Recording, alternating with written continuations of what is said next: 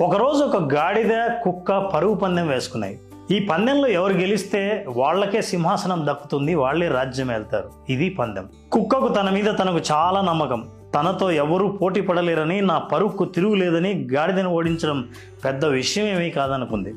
కానీ ఆ కుక్కకేం తెలుసు, ప్రతి వీధి చివరిలో ఓ కుక్కల గుంపు ఉంటుందని, వాటిని దాటుకొని వెళ్ళాలని, వెళ్తున్న కొద్దీ వీధి కుక్కల దాడులు పోరాటాలు అన్నీ ఎదుర్కోవాల్సి వస్తుందని.